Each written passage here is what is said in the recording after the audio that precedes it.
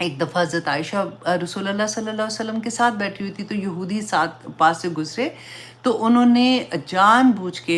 جیسے کہتے ہیں سلام علیکم کا، سام کہتے ہیں کہ تم پر موت نعوذ باللہ آئے،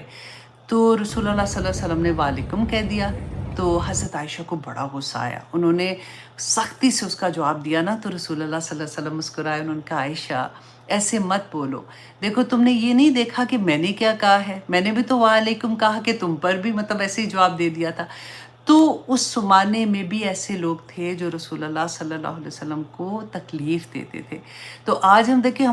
ہمیں اپنے بچوں کو، اب دیکھیں کتنی آسانی سے اب بچے آتے ہیں تو السلام علیکم السلام علیکم کہتے رہتے ہیں، اور ہمیں پتہ بھی نہیں چلتا کہ وہ کیا بات کہہ رہے ہیں۔ تو اگر آپ کے بچوں میں سے یا جاننے والوں میں سے کوئی بھی ایسے بات کرتے ہیں تو آپ اس کو پلیز کریکٹ کریں کہ السلام علیکم نہیں کہنا، السلام علیکم کہنا ہے، اس کا مطلب بالکل بدل جاتا ہے۔ السلام علیکم ورحمۃ اللہ وبرکاتہ۔